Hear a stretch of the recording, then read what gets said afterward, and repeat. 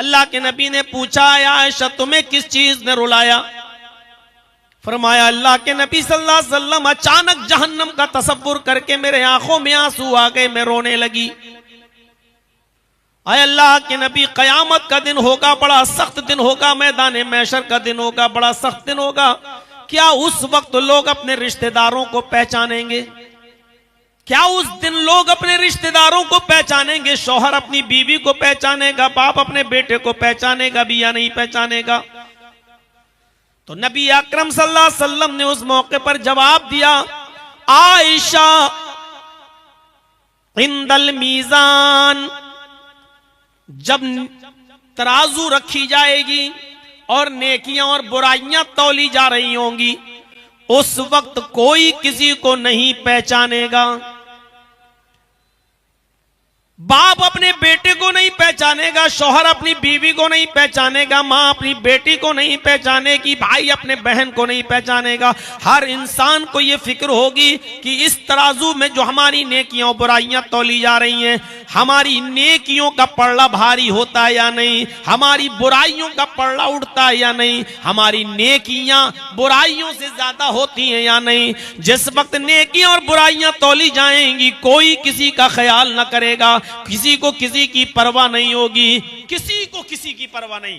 शौहर को बीवी की नहीं, बाप को बेटे की नहीं, मां को बेटी की नहीं, भाई को बहन की नहीं, कोई किसी को याद नहीं करेगा इस मौके पर। फरमाया, आय आयशा, और दूसरा मौका तब आएगा जब कोई किसी को याद नहीं करेगा। पुल सिरात पर गुजरते हुए, पुल सिरात से हर इंसान को गुजारा जाएगा, पुल सिरात से लोग गुजरेंगे और पुल सिरात जिससे लोग गुजरेंगे उसी के नीचे जहन्नम होगी, उसी के नीचे जहन्नम भड़क रही होगी। गुनाहगार लोग भी पुल सिरात से जाएंगे और फौरन बीच में जाकर उनका हाथ छूटेगा और नीचे जहन्नम के अंदर वो गिर जाएंगे। इस पुल सिरात से जब इंसान को गुजारा जाएगा तो कोई किसी को याद नहीं करेगा। बाप चाहेगा कि इस पुल सिरात से मैं आसानी के साथ गुजर कर उस पार पहुंचकर जन्नत में चला जाऊं, बेटा चाहेगा कि मैं चला जाऊं, भाई चाहेगा कि मैं चला जाऊं, बीवी चाहेगी कि मैं गुजर जाऊं। न शौहर बीवी को उस वक्त याद करेगा, न बाप बेटे को याद करेगा, न भाई बहन को याद करेगा, न मां बेटी को याद करेगी, कोई किसी को उस वक्त याद नहीं करेगा। मेरे भाइयों, इन मौकों पर कोई किसी को याद नहीं करेगा, हालात ही ऐसे होंगे। इसी से मिलता जुलता एक नक्शा कुरान करीम ने यूं खींचा है, यौम यफिर्रुल मरउ मिन अखीही व उम्मिही व अबीही व साहिबतिही व बनीही। कयामत के दिन इंसान भाग रहा होगा अपने बाप से, यौम यफिर्रुल मरउ मिन अखीही, अपने भाई को देखकर भाग रहा होगा, व उम्मिही, बेटा अपनी मां को देखकर भाग रहा होगा, व अबी, बेटा अपने बाप को देखकर भाग रहा होगा, व साहिबती, आदमी अपनी बीवी को देखकर भाग रहा होगा, वह बनी, बाप अपनी औलाद से भाग रहा होगा। यानी हर इंसान को यह होगा कि मैं नजात पा जाऊं और किसी को नजात मिले ना मिले, लेकिन मुझे नजात मिल जाए, मैं चला जाऊं, मैं बख्श दिया जाऊं, मैं जन्नत का मुस्तहिक हो जाऊं, यह हर इंसान को फिक्र होगी उस दिन। और 50,000 साल का एक दिन होगा, सूरज 1 मील के फासले पर होगा। इस दिन ये 7 किस्म के लोग अल्लाह के अर्श के साए में होंगे और अल्लाह के अर्श के साए के अलावा कोई साया नहीं होगा। जिनको अल्लाह का अर्श का साया मिल गया वो खुश नसीब होंगे, जिनको अल्लाह के अर्श का साया मिल गया इनका 50,000 का दिन बहुत आसानी के साथ गुजर जाएगा। वो खुश नसीब कौन है? आइए वो 7 किस्म के लोगों का तस्करा आज के मैं खिताब में करूंगा और वो 7 किस्म के लोग मैं आज आपको बताऊंगा। और हर मुसलमान को इस सोच और फिक्र करने पर मजबूर होना पड़ेगा और सोचना चाहिए हर मुसलमान को जो यहां जमा है और जहां तक मेरी आवाज जा रही है और इन चैनलों के जरिए जहां जहां तक ये तकरीर पहुंच जाए, मेरे भाइयों ये सोचना चाहिए कि ये सातों खूबियां हमारे अंदर पाई जा रही हैं या नहीं पाई जा रही हैं। अगर ये सात खूबियां हमारे अंदर नहीं पाई जा रही तो जन्नत और जहन्नम तो बहुत दूर की बात, कयामत का दिन ही हमारे लिए बहुत दर्दनाक और सख्त दिन होगा। हम उस दिन से ही नहीं निपट पाएंगे। ये सात किस्म के लोग कौन हैं? वअन अबी हुरैरा रज़ियल्लाहु तआला अन्हु अन्ना रसूलल्लाह सल्लल्लाहु अलैहि वसल्लम क़ाल सबअतुन युज़िल्लुहुमुल्लाहु फ़ी ज़िल्लिही यौम ला ज़िल्ला इल्ला ज़िल्लुहु अल इमामुल आदिल।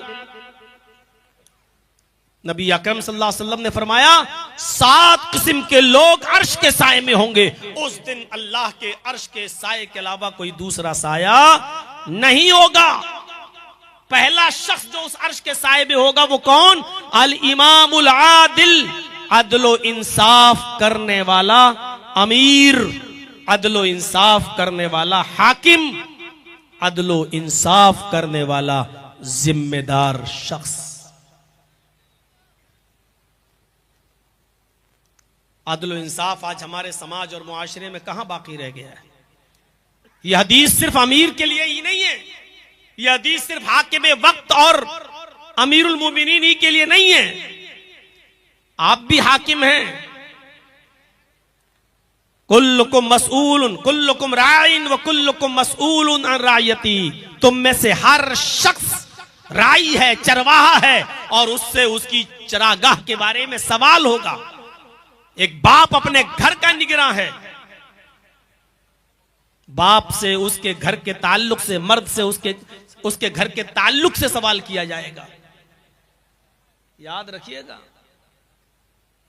आपके 4 बेटे हैं, 3 बेटियां हैं, तीनों बेटियों की शादी कर दी, मोटरसाइकिल दे दी, 4 व्हीलर दे दिया, गाड़ी दे दी, लेकिन आपने अपनी बेटियों को अपनी वरासत और जमीन से हक नहीं दिया, उनको हिस्सा नहीं दिया, तो आप भी अर्श का साया नहीं पाएंगे। अल्लाह तबारक व तआला के अर्श के साये के अलावा कोई साया नहीं मिलेगा।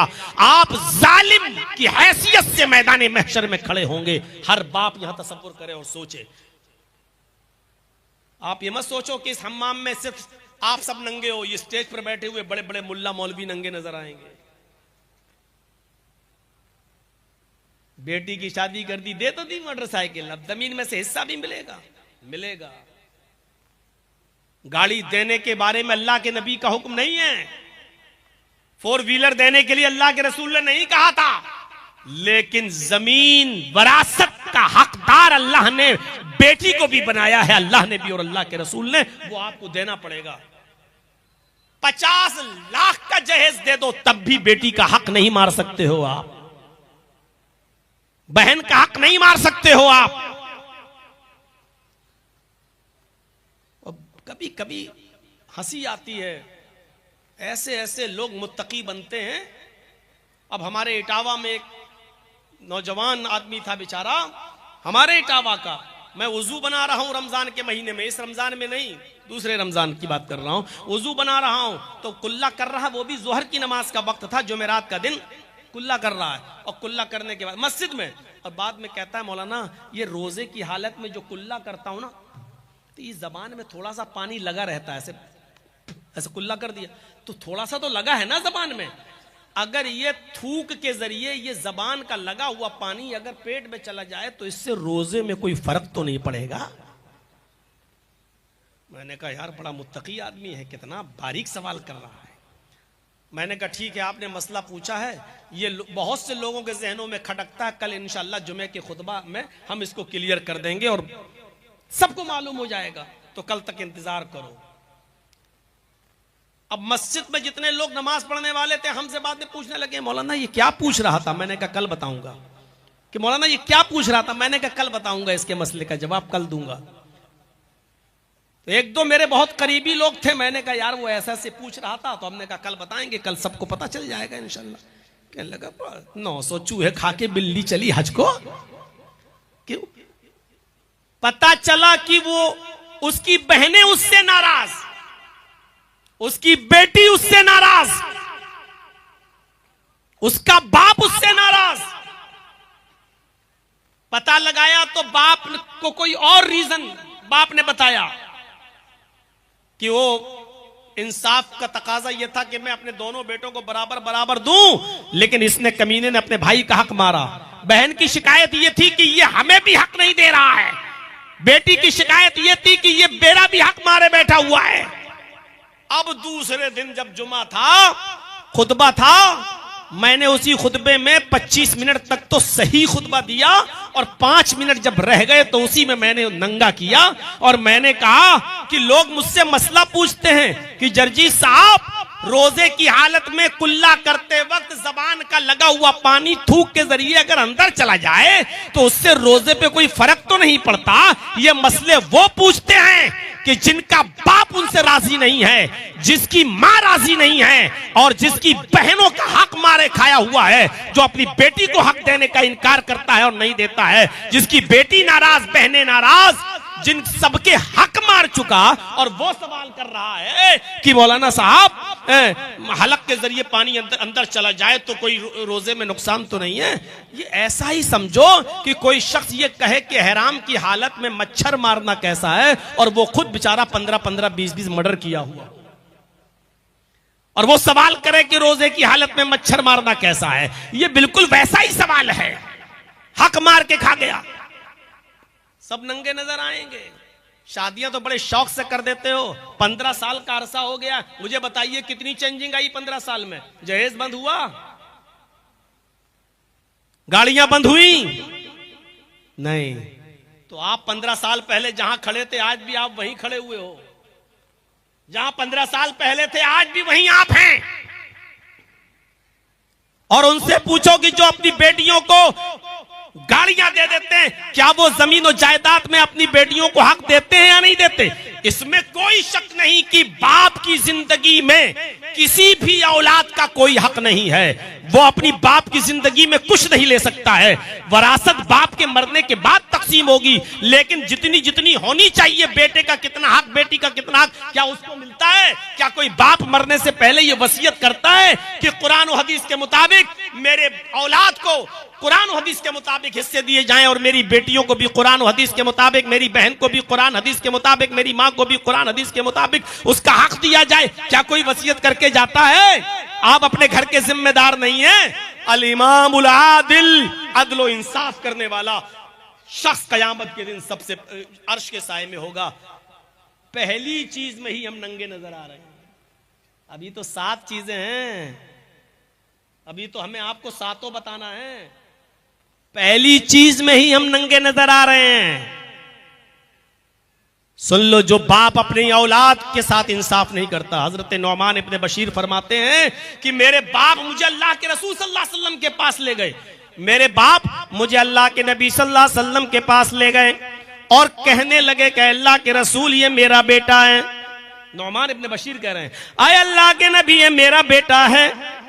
नौमान इब्ने बशीर के बाप कह रहे हैं, आए अल्लाह के नबी, ये मेरा बेटा है। मेरे पास एक बाग है, एक नखलिस्तान है, मेरे पास एक बाग है, मेरे पास एक गुलाम है, सॉरी, मेरे पास एक गुलाम है। मैं उस गुलाम को मैं जनाब अपने बेटे को देना चाहता हूं। तो फतन, आए अल्लाह के नबी, आप गवाह रहिए, मैं आपके सामने इकरार कर रहा हूं कि मेरे पास जो गुलाम है, जिसका मैं मालिक हूं, वो मैं अपने बेटे को गिफ्ट में दे रहा हूं, तोहफे में दे रहा हूं। अल्लाह के नबी सल्लल्लाहु अलैहि वसल्लम ने जो सवाल किया, बुखारी शरीफ की रिवायत पढ़िए, अल्लाह के नबी सल्लल्लाहु अलैहि वसल्लम ने उससे पूछा, नौमान इब्ने बशीर के बाप से, क्या तुम्हारे और भी बेटे हैं? क्या तुम्हारी और भी औलादें? इन्होंने जवाब दिया, हाँ अय अल्लाह के रसूल, मेरे और भी बेटे हैं। आपने फरमाया, क्या तुम सबको एक एक गुलाम दे रहे हो? कहा नहीं अल्लाह के रसूल, मैं सबको नहीं दे रहा हूं, मैं सिर्फ अपने इस बेटे को दे रहा हूं। अल्लाह के नबी फरमाते हैं, तो फिर मैं इस गलत चीज पर गवाह नहीं बनूंगा। तुम अपने इस बेटे को भी गुलाम न दो, देना है तो सबको एक एक दो, और अगर नहीं देना है तो इसको भी मत दो। मुझे गलत चीज पर गवाह मत बनाओ, कयामत के दिन तुम्हें इसका हिसाब किताब देना होगा। अल्लाह के रसूल सल्लल्लाहु अलैहि वसल्लम गलत चीज पर गवाह नहीं बने, और फिर नौमान इब्ने बशीर को भी गुलाम नहीं मिला। बाप ने वो गुलाम अपने पास रखा। नबी अकरम का फरमान, क्या तुम सबको दे रहे हो? कहा नहीं, सबको नहीं, सिर्फ इसी को दे रहा हूं। तो अल्लाह के रसूल ने कहा फिर इससे भी ले लो, या तो दो तो सबको दो, और नहीं देना है तो किसी को मत दो। यही अदल का तकाजा है। तो अर्श के साये में कयामत के दिन सबसे पहला शख्स कौन होगा? अल इमामुल आदिल, अदल और इंसाफ करने वाला। ये तो घर का जिम्मेदार हो गया, हुक्मरां भी, हाकिम वक्त भी। नबी अकरम सल्लल्लाहु अलैहि वसल्लम के जमाने के बाद एक दौर था जब हजरत उमर फारूक खलीफा बन गए। और सुनिए, जबरदस्त वाकया सुनाने जा रहा हूं। जब अमीरुल मोमिनीन खलीफा बने, उस वक्त कई बार टक्कर हो चुकी थी शाह गस्सान के साथ। गस्सान के बादशाह के साथ कई मर्तबा हजरत उमर फारूक की टक्कर हुई। और शाह गस्सान, जिसका नाम जबला इब्ने अहम था, वो हजरत उमर फारूक की नजरों में खटक रहा था। और हजरत उमर फारूक भी उसके दुश्मन बने हुए थे कि कैसे इसको फतह किया जाए। शाह गस्सान का जबरदस्त बादशाह, ईसाई बादशाह, लेकिन इस्लाम की तालीमात से मुतासिर हो जाता है। अपने कासिद को, अपने एक एलची को भेजता है, लेटर लिखकर, खत लिखकर।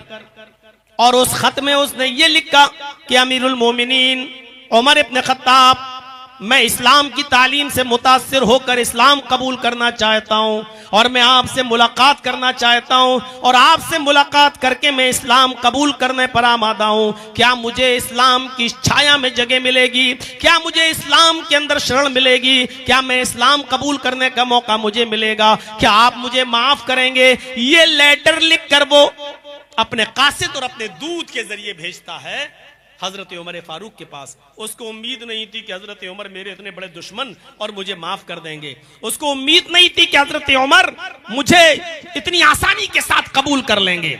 ये कासिद जब जाता है और हजरत उमर फारूक के पास मदीना में पहुंचता है, तो हजरत उमर फारूक को लेटर देता है।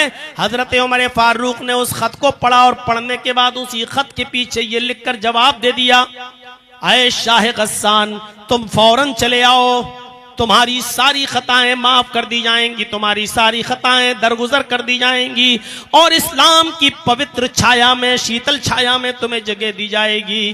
तुम्हें तुम्हारे हैसियत और इज्जत के हिसाब से तुम्हें मकाम और मर्तबा भी दिया जाएगा, और हजरत उमर अपनी पुरानी दुश्मनी भी तुमसे भूल जाएंगे। तुम फौरन चले आओ, तुम्हारे लिए मदीने में जगह ही जगह है। शाह गस्सान ने जब वो लेटर पढ़ा, जबला इब्ने अहम ने जब वो लेटर पढ़ा, तो पढ़ने के बाद उसकी आंखों में आंसू आ गए कि हजरत उमर ने मुझे कबूल कर लिया, हजरत उमर ने मुझे इतनी जल्दी, इतनी आसानी से मान लिया। अब जबला इब्ने अहम जो गस्सान का बादशाह था, अपने 500 बॉडीगार्डों को लेकर और 500 घुड़सवारों को लेकर मदीने की तरफ सफर करता है, और मदीना पहुंचने वाला होता है। रास्ते में खेमा डालता है, एक आदमी को भेजता है ये इतला देने के लिए कि मैं पहुंच चुका हूं, बताओ कब मदीने में दाखिल हो जाऊं। हजरत उमर फारूक ने कहा, तुम जब चाहो तब आ सकते हो, तुम्हें सहरा में और जंगल में रुकने की जरूरत नहीं।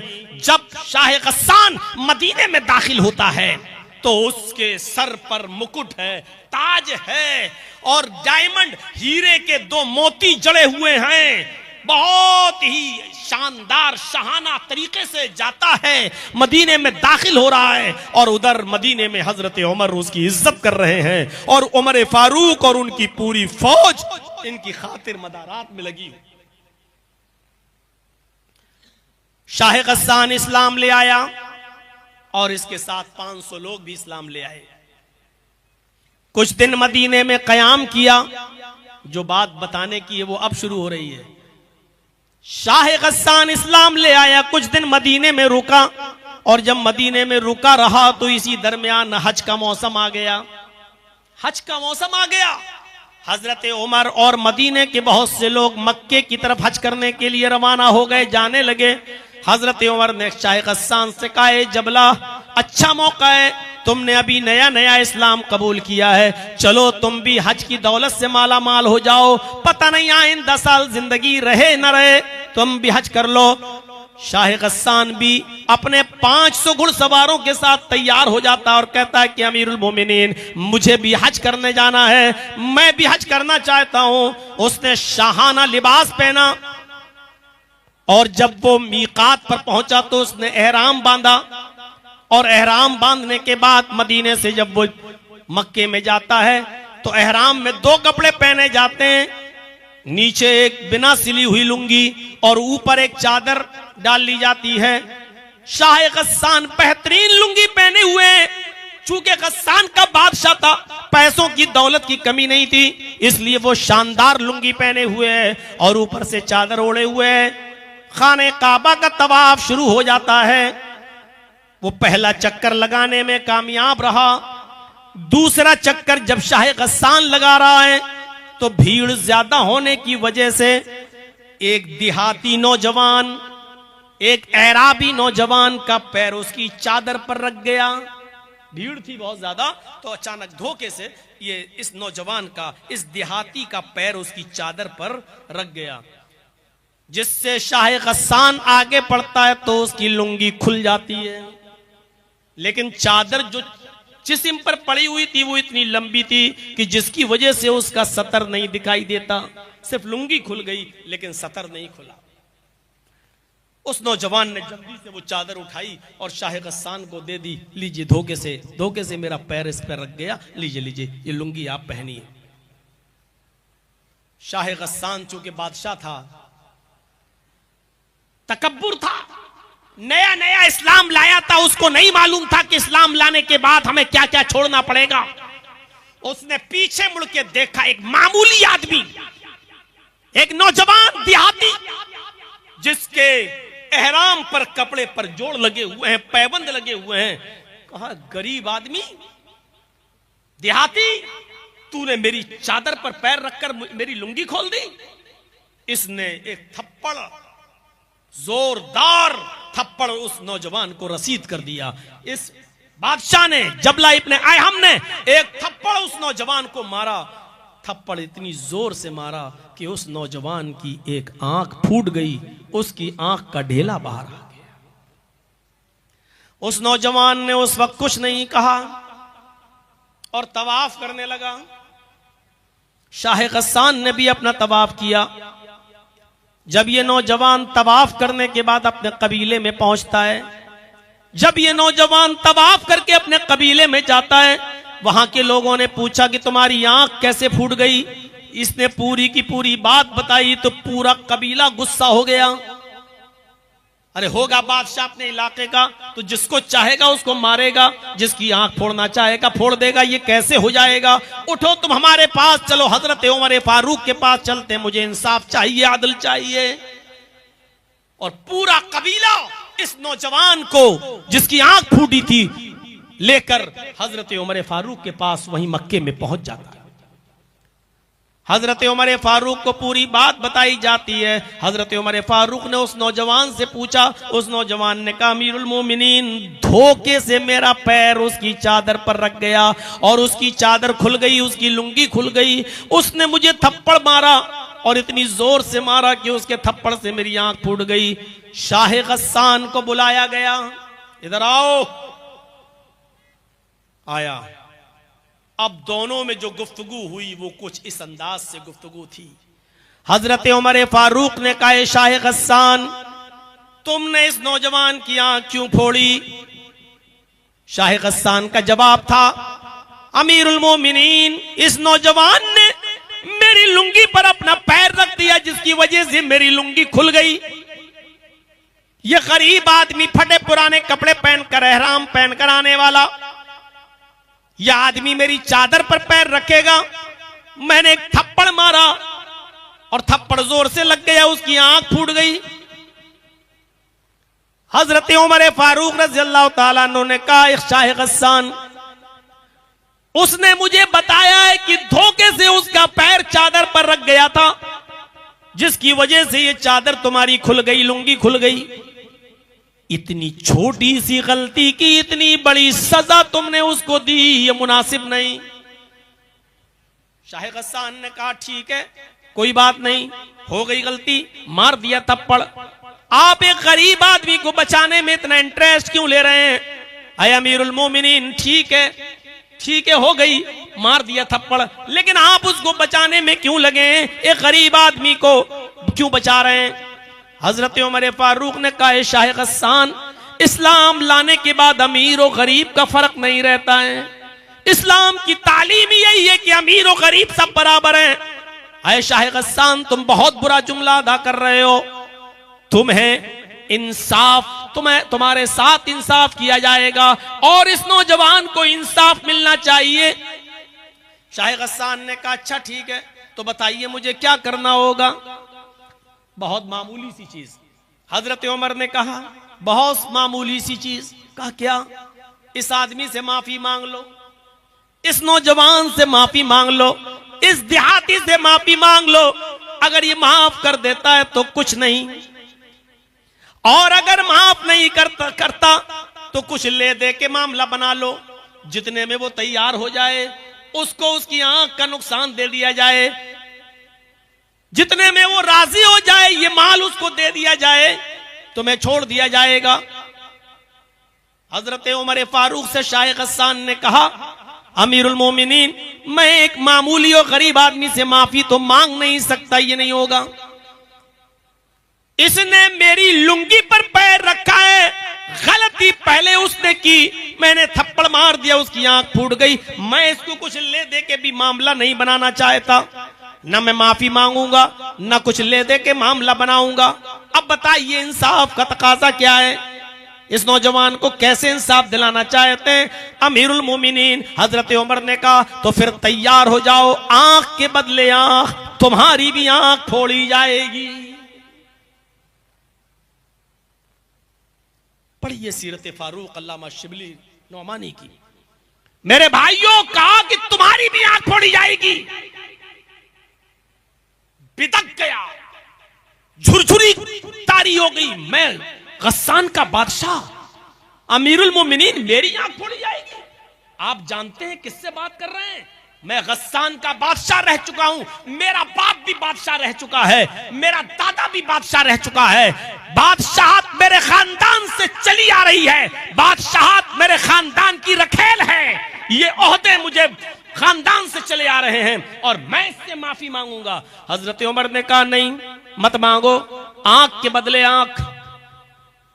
कहा, अमीरुल मोमिनीन, जब इस्लाम के अंदर बड़े लोगों की कोई इज्जत नहीं, साहिब इख्तिदार की कोई हैसियत नहीं, इस्लाम जब ऊंचे और बड़े मकाम और मर्तबे वालों को कोई इज्जत नहीं दे सकता है, उनका ख्याल नहीं रख सकता, तो ऐसा इस्लाम फिर किस काम का? मैं इस्लाम को ही छोड़ दूंगा, मैं फिर से ईसाई बन जाऊंगा, ऐसा इस्लाम मुझे नहीं चाहिए। हजरत उमर ने कहा, फिर तेरी मर्जी। उसने कहा, ठीक है, मैं जा रहा हूं गस्सान, और मैं फिर से ईसाइयत कबूल करूंगा। हजरत उमर ने कहा, तुम इस गस्सान नहीं जा सकते हो। आए शाह गस्सान, आए जबला इब्न आए, हम इस्लाम लाने से पहले तुम जो थे वो थे, लेकिन इस्लाम लाने के बाद तुम इस्लाम भी नहीं छोड़ सकते हो। अगर तुमने इस्लाम छोड़ने की जुर्रत की, अगर मुर्तद होने की कोशिश की, तो तुम्हें दूसरी सजा दी जाएगी जो इस्लाम के कानून में मुर्तद को मिलती है। उसने कहा, अगर मैं ईसाइयत कबूल कर लूं तो मुझे क्या सजा दी जाएगी? हजरत उमर फारूक ने कहा, फिर तेरी गर्दन उड़ाई जाएगी, क्योंकि इस्लाम के अंदर मुर्तद की सजा यह है कि उसको कत्ल कर दिया जाए। उसने सोचा, मैं तो दोनों तरफ से फंस गया, माफी मांग नहीं सकता, मेरी इज्जत के खिलाफ है, और आंख मेरी फोड़ी जाए, ये तो और ज्यादा बेइज्जती की बात है। एक बादशाह की आंख फोड़ी गई, और अगर इस्लाम छोड़ रहा हूं तो मेरी गर्दन भी उड़ाई जा रही है, अब क्या करूं? उसने कहा, अमीरुल मोमिनीन, ठीक है, मुझे कुछ सोचने का मौका दीजिए। इतना बड़ा फैसला, कुछ सोचने का मौका तो दीजिए। हजरत उमर ने कहा, तुम्हें एक दिन की मोहलत दी जा रही है, कल इसी वक्त तक का टाइम है तुम्हारे पास। हमारी जबान में 24 घंटे, तुम्हें 24 घंटे की मोहलत दी जा रही है। कल इस वक्त तक तुम बता सकते हो, माफी मांगते हो या नहीं, कुछ ले दे के मामला बनाते हो या नहीं, या आंख खुलवाते हो या नहीं, या इस्लाम छोड़ रहे हो क्या? तुम कल सोच समझ के बता दो कि तुम्हें क्या करना है। मेरा मशवरा मानो तो सबसे आसान तरीका यह है कि उसको सॉरी बोल दो, उससे माफी मांग लो, और मुझे उम्मीद है कि तुम्हारा भाई भी तुम्हें माफ कर देगा, क्योंकि इस्लाम अफू दरगुजरी को पसंद करता है, वो माफ कर देगा। उसने कहा, अमीरुल मोमिनीन, अपना मशवरा अपने पास रखिए, मुझे एक दिन की मोहलत आपने दी है, मैं कल बताता हूं आपको। कहा ठीक है जाओ। वो गया अपने खेमे में जहां पड़ाव डाला हुआ था और अपने 500 साथियों से कहता है कि इस्लाम लाने के बाद तो और बेइज्जती हो रही है, कोई फर्क नहीं है, अमीरी गरीबी में कोई फर्क नहीं है, अदल का तकाजा। उमर कहते हैं कि यह है कि तुम्हारी आंख फोड़ी जाएगी। बताइए, मैं शाह गस्सान का बादशाह और मेरी आंख फोड़ी जाए? मैंने फैसला कर लिया कि इस्लाम छोड़ दूंगा, लेकिन यहां इस्लाम छोड़ता हूं तो मेरी गर्दन काटी जाएगी। ऐसा करो कि रात की तारीकी में हम लोग यहां से भाग जाते हैं, फरार हो जाते हैं। और जब रात तारीख हुई और चारों तरफ से छा गई तो शाह गस्सान अपने 500 आदमियों को लेकर रात के अंधेरे का फायदा उठाते हुए भाग गया और फिर वो अपने शहर, अपनी बस्ती में चला गया। हजरत उमर फारूक को पता चला कि ये लोग तो रात में भाग गए, लेकिन कोई परवाह नहीं की। उस नौजवान को बुलाया, कहा मुझे अदल और इंसाफ उन 500 आदमियों के फिर जाने से और इस्लाम को छोड़ देने से भी ज्यादा प्यारा है। मैं नहीं चाहता कि ऐसे लोग इस्लाम के अंदर दाखिल हों जो अमीर होने के बावजूद तकब्बुर की चादर अपने ऊपर से ना उतार सकें, घमंड की रिदा अपने ऊपर से ना उतार सकें। मुझे ऐसे लोगों के इस्लाम की कोई चिंता नहीं है। चले गए, कोई फर्क नहीं पड़ता। मुझे फख्र है कि मैंने न्याय, इंसाफ और अदल को कायम रखा है। मेरे प्यारे साथियों, अदल और इंसाफ का तकाजा यह था। हजरत उमर फारूक कौन थे? अमीरुल मोमिनीन। और अदल को कायम रखा। कयामत के दिन अर्श के साए में वो अमीर भी होगा, वो हाकिम वक्त भी होगा जो अदल और इंसाफ करता होगा। सबातुन युज़िल्लुहुमुल्लाहु फी ज़िल्लिही यौम ला ज़िल्ला इल्ला ज़िल्लुहु अल इमामुल आदिल। कयामत के दिन अर्श के साए में सबसे पहले जगह उसको मिलेगी जो अदल और इंसाफ करने वाला बाप होगा, अदल और इंसाफ करने वाला इंसान होगा, अदल और इंसाफ करने वाला हाकिम होगा, अदल और इंसाफ करने वाला कोई जिम्मेदार होगा। उस आदमी को जगह मिलेगी। वो तो वाक़या सुना ही होगा, 50 बार सुना होगा, आपके उलमा ने बताया होगा। कबीले बनु मखजूम की वो औरत जो फातिमा नामी थी और पकड़ी गई चोरी में, अल्लाह के नबी ने कहा हाथ काट दो। कहा बड़े ऊंचे घर की लड़की, अगर इसका हाथ काटा गया तो नाक कट जाएगी। और सबसे ज्यादा चहीते नबी के, सबसे ज्यादा दुलारे हजरत उसामा इब्ने ज़ैद को भेजा गया कि जाओ आप सिफारिश करो। तो अल्लाह के नबी सल्लल्लाहु अलैहि वसल्लम से कहने लगे, अरे अल्लाह के नबी छोड़ दीजिए उस औरत को, उसका हाथ मत काटो, बड़े ऊंचे घर की लड़की है, अगर हाथ कट गया तो नाक कट जाएगी। अल्लाह के नबी सल्लल्लाहु अलैहि वसल्लम ने फरमाया, वाह, अल्लाह की हदों में से एक हद में सिफारिश लेकर आ गए हो। ये मेरी तरफ से हदें थोड़ी हैं, ये तो अल्लाह ने बयान किया है। सारिक़ु वस्सारिक़तु फ़क़्तऊ अयदियहुम, चोरी करने वाले मर्द और चोरी करने वाली औरत दोनों का हाथ काट दो। ये तो कुरान ने हद जारी की है। मैं कौन होता हूं? अल्लाह रब्बुल आलमीन की तरफ से कायम करदा किसी हद को बदलने वाला।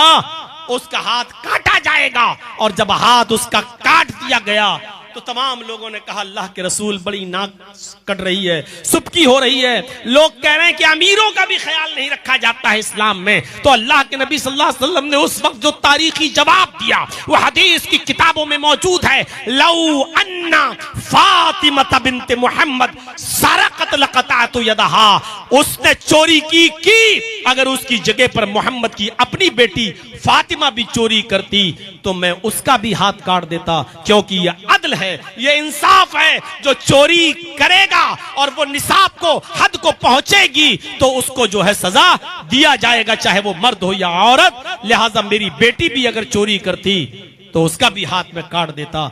यह है अदल और इंसाफ। और अदल और इंसाफ करने वाले कयामत के दिन कहां होंगे? अल्लाह के अर्श के साए में। यहां जितने बैठे ना, सब सोच लें कि पहला ही मामले में कितने लोग होंगे जो अर्श के साए से बेदखल कर दिए जाएंगे। चल हट, भागो यहां से।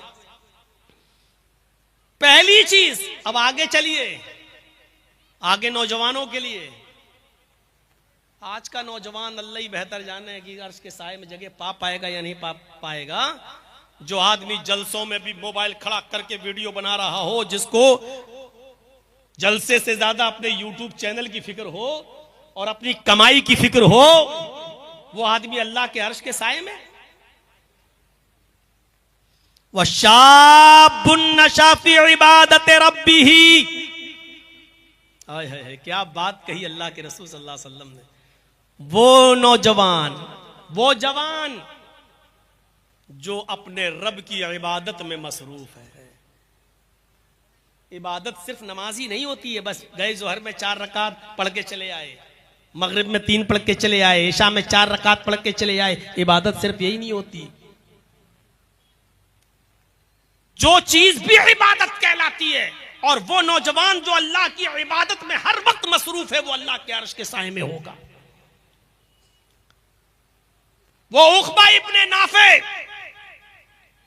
नौजवान 1500 घुड़सवारों को लेकर निकला, और जहां गया उसने इस्लाम का झंडा लहरा दिया। जहां गया उसने इस्लाम को फतह कर लिया, इस्लाम का झंडा लहराकर उस इलाके को फतह कर लिया। जहां गया, दाएं देखा तो इस्लामी इस्लाम, बाएं देखा तो इस्लामी इस्लाम। आगे बढ़ता जा रहा है, पीछे इस्लाम का झंडा लहराता जा रहा है। उसने ऐसा इस्लाम फैलाया, ऐसा इस्लाम फैलाया, ऐसा इस्लाम का झंडा लहराया कि इस्लाम का झंडा लहराते लहराते फहराते फहराते सामने समंदर आ जाता है। उसको समंदर ही समंदर दिखाई देता है। नौजवानों जरा इधर तवज्जो दीजिए और देखिए, भी नौजवान था, अपने 1500 घुड़सवारों के साथ सफर कर रहा है। दाएं देखता है तो इस्लाम का झंडा, बाएं देखता है तो इस्लाम का झंडा, पीछे मुड़ के देखता है तो मुहम्मद रसूलुल्लाह का परचम, और सामने देखता है तो कहता है कि समंदर ही समंदर। उसने अपनी तलवारों को जमीन में गाड़ा, अपने घोड़ों को बांधा 1500 लोगों ने, और उसके बाद समंदर के खारे पानी से वुजू बनाया, और उसी समंदर के करीब खड़े होकर उसने 2 रकात नमाज पढ़ाई। जब उक़बा इब्ने नाफे ने नमाज अदा की और 1500 लोगों ने उसके पीछे नमाज अदा कर ली, तो उक़बा इब्ने नाफे उन समंदर की ताजा और उठती हुई लहरों को देखकर कहता है, आय अल्लाह, दाएं इस्लाम और बाएं इस्लाम और मेरे पीछे भी इस्लाम। जहां से मैंने गुजरा, मैंने तेरे नबी का झंडा लहरा दिया है, मैंने इस्लाम का परचम लहरा दिया है। अब मैं क्या करूं, सामने समंदर आ गया है। आय अल्लाह, अगर मुझे ये पता चल जाए, इलाहुल आलमीन, मुझे इस बात का इल्म हो जाए कि इस समंदर को पार करने के बाद भी कोई बस्ती रहती है, तेरी कोई मखलूक जिंदा है, तेरे बंदे आबाद हैं और कुफ्र कर रहे हैं, तो कसम है मुझे तेरे इज्जत और जलाल की, मैं अपने 1500 घुड़सवारों के साथ समंदर में छलांग लगा जाऊंगा और तैरना शुरू कर दूंगा, और उस वक्त तक रुकने का नाम नहीं लूंगा जब तक कि समंदर को पार करने के बाद उस बस्ती पर भी तेरे नबी जनाब मुहम्मद रसूलुल्लाह का परचम न लहरा दूं, जब तक इस्लाम का झंडा न गाड़ दूं, उस वक्त तक मैं चैन और सुकून के साथ नहीं सोऊंगा। मेरे भाइयों, ये उक़बा इब्ने नाफे एक जवान आदमी है जो ये कह रहा है, आय अल्लाह, मैंने दाएं तेरे नबी का झंडा लहरा दिया, बाएं इस्लाम फैल गया, पीछे भी इस्लाम नजर आ रहा है, सामने समंदर है, और मुझे नहीं मालूम कि समंदर को पार करने के बाद भी कोई बस्ती रहती है। अगर मुझे पता चल जाए इस समंदर को पार करने के बाद भी कोई बस्ती रहती है, तो मैं अपने घोड़ों को समंदर में डाल दूंगा और उस बस्ती पर भी तेरे नबी का परचम लहरा दूंगा। ये थे जो अपने रब की इबादत में लगे हुए थे। ये अर्श के साए में होंगे। हजरत हंजला का मामला कौन नहीं जानता। शादी हुई, बीवी घर में आई, पहली रात है, शबे ज़ुफ़ाफ़ भी मना ली, और ऐलान हो जाता है कि आखिरी आवाज है, आखिरी निदा है। इस आवाज के बाद अब कोई भी आदमी अपने घर में नहीं बैठ सकता है, अपने घर में नहीं रुक सकता है। हजरत हंजला ने फौरन अपना घोड़ा खोला और जिहाद के लिए निकल गए। उनकी बीवी पीछे से कहती है, मैं तुम्हें जिहाद में जाने से नहीं रोक रही हूं, लेकिन आए हंजला, अभी तो तुमने मुझसे हम बिस्तरी की है, अभी तो शबे ज़ुफ़ाफ़ बनाई है, गुस्ल तो कर लो, गुस्ल तो करते जाओ, गुस्ल तो करते जाओ। कहने लगा, बीवी गुस्ल करने का मौका कहां है? कासिद की आवाज नहीं सुनी, दावत देने वाले ने दावत दी। अब किसी को एक लम्हा भी घर में रुकने की परमिशन नहीं है। ये आखिरी आवाज है, इस आवाज को सुनकर जो नहीं निकला वो कयामत के दिन अल्लाह को जवाब देगा। घोड़ा दौड़ाया और निकल गए, मैदाने जिहाद में गए, लड़े, इतना लड़े कि लड़ते लड़ते उन्होंने अपनी जान की कुर्बानी दे दी, शहीद हो गए। कई काफिरों को मारा और खुद भी शहीद हो गए। मेरे भाइयों, जब उनको दफनाया जाने लगा तो आपको शायद यह मसला मालूम हो, जो अल्लाह की राह में कत्ल कर दिया जाता है उस शख्स को उन्हीं कपड़ों में दफनाया जाता है जिन कपड़ों में उसकी शहादत होती है।